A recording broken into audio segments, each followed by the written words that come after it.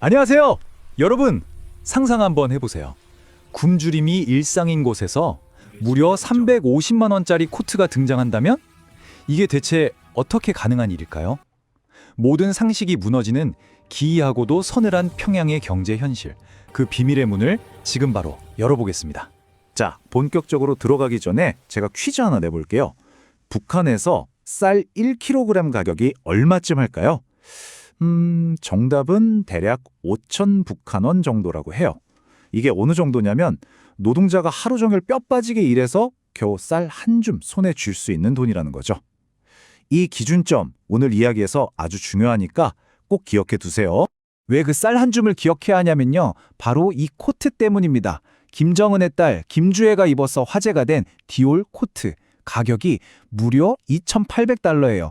이걸 북한 노동자의 월급으로 환산하면 와, 정말 말이 안 나오는데 한 푼도 안 쓰고 50년에 모아야 살 수 있는 돈입니다. 이 쌀 한 줌과 코트 한 벌의 말도 안 되는 격차.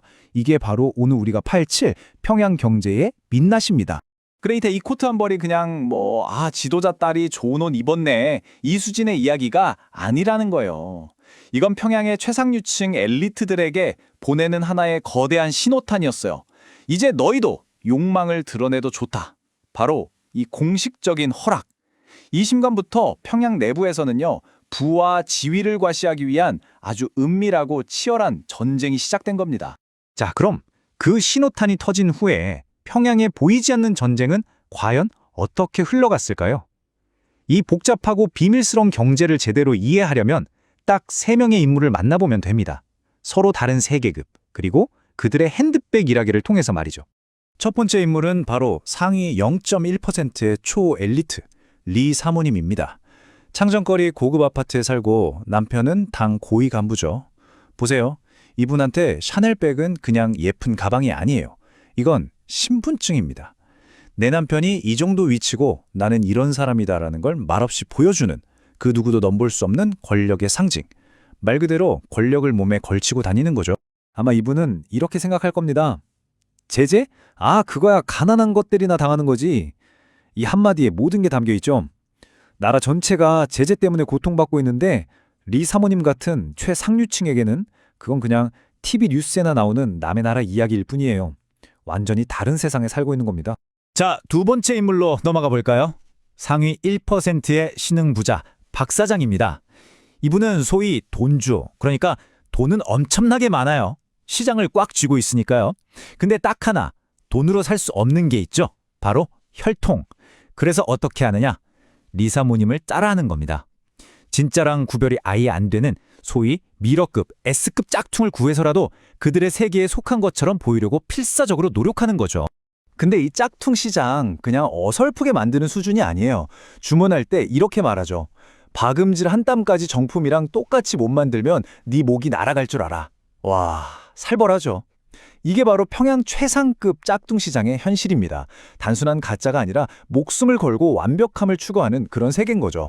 마지막 세 번째 인물은 상위 10% 정도 되는 중간 상인 김대리입니다. 이 사람은 USB에 정보를 담아 나르는 하급 무역 일꾼이에요. 그가 파는 건 뭐냐? 20달러짜리 딱 봐도 티가 나는 B급 짝퉁입니다. 김대리에게 짝퉁은 권력도 신분 상승의 꿈도 아니에요. 그냥 오늘 하루 굶지 않기 위한 그야말로 처절한 생존 수단인 겁니다. 자, 이렇게 세 개의 다른 계급이 얽혀있는 기이한 짝퉁 시장. 대체 이 시장은 어떻게 돌아가는 걸까요? 그 숨겨진 톱니바퀴들이 어떻게 맞물려 돌아가는지 지금부터 하나씩 뜯어보겠습니다. 이 과정을 짝퉁 실크로드라고 부를 수 있겠는데요. 보세요. 1단계, 중국 광저우 공장에서 물건을 만들어냅니다. 2단계, 이걸 어둠을 튼타 압록강을 건너 밀수하죠. 그리고 마지막 3단계, 평양의 비밀스러운 유통망을 통해 퍼져나가는 겁니다. 정말 거대하고 조직적인 현대판 범죄의 실크로드인 셈이죠. 여기서 정말 중요한 개념이 등장합니다. 바로 대체화폐라는 건데요. 생각해보세요. 북한 돈은 사실상 가치가 거의 없잖아요.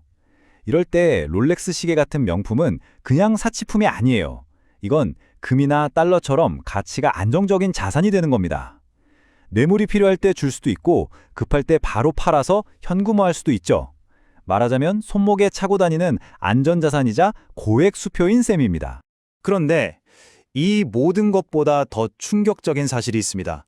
이 거대한 짝퉁 밀수 조직의 가장 큰 손, 즉 최종 보스가 누구일까요? 바로 국가, 그 자신입니다. 믿어지세요? 구경백화점에서 버젓이 이런 밀수품들을 팔면서 주민들 주머니에 있는 달러를 싹 긁어 모으고 있는 거예요. 국가가 제일 큰 장물아비 역할을 하고 있는 이 기막힌 현실, 정말 아이러니하죠? 자, 지금까지의 이야기를 듣고 나니 우리가 북한에 대해 막연하게 가졌던 생각들이 좀 깨지지 않으시나요? 지금부터는 여러분의 편견을 완전히 박살낼 몇 가지 놀라운 진실들을 짚어보겠습니다. 첫 번째 오해.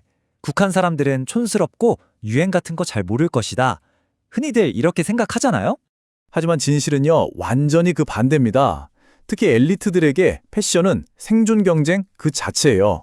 외부와 단절되어 있으니까 오히려 더 최신 유행에 광적으로 집착하는 거죠. 그럼 어떻게 유행을 아느냐? 몰래 들여온 USB 안에 담긴 남한 드라마, 심지어는 인플루언서 영상까지 보면서 서울 강남의 최신 트렌드를 거의 실시간으로 따라잡고 있는 겁니다. 두 번째 오해. 명품. 그거야 뭐 여자들 이야기겠지. 천만에요. 진실은 남자들의 손목 위에서 벌어지는 전쟁이 훨씬 더 치열하다는 겁니다. 특히 남성 간부들에게 스위스 시계는 그냥 시간을 보는 물건이 아니에요.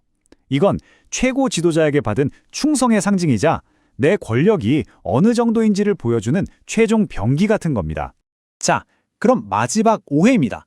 에이, 그래봤자 그냥 일부 잘 사는 사람들의 허영심, 사치 아니야? 과연 그럴까요? 절대 그렇지 않습니다. 이 현상은 단순히 허영심의 문제가 아니라 바로 체제 붕괴의 신호탄입니다. 생각해보세요. 2,800달러짜리 코트를 입은 소녀와 바로 그 옆에서 굶주리는 사람. 이 눈에 보이는 극단적인 격차 자체가 모두가 평등하다는 사회주의의 가장 근본적인 이념을 정면으로 파괴하고 있는 거니까요. 이렇게 체제가 삐걱거리는 소리가 들리는 이 모든 현상의 가장 깊은 곳을 들여다보면 결국 우리는 피할 수 없는 마지막 결론에 도달하게 됩니다. 그 결론은 바로 이겁니다. 인간의 욕망은 그 어떤 이념이나 장벽으로도 절대 막을 수 없다. 정말 역설적이지 않나요? 체제를 유지하기 위해 달러가 필요해서 눈 감아준 이 명품과 짝퉁 시장, 즉 이 욕망의 시장이 오히려 그 체제의 근간을 흔들고 있다는 사실 말입니다. 오늘 이야기 어떠셨나요? 우리가 몰랐던 세상의 이면을 들여다보는 시간이었죠? 만약 이 이야기가 여러분의 눈을 뜨게 했다면 저희 부자공식 채널 꼭 구독해 주시고요. 영상에 좋아요도 꾹 눌러주세요. 여러분의 응원이 저희가 더 깊고 놀라운 경제의 비밀을 파헤칠 수 있는 가장 큰 힘이 됩니다. 그리고 이 놀라운 이야기는 혼자만 알기 아깝잖아요. 친구, 가족들에게도 꼭 공유해서 널리 알려주세요. 자, 다음에 또 어떤 숨겨진 경제의 비밀을 파헤쳐 볼까요? 여러분이 궁금한 이야기가 있다면 댓글로 마구마구 남겨주세요. 저희가 또 기가 막힌 이야기로 돌아오겠습니다. 지금까지 부자공식이었습니다. 감사합니다.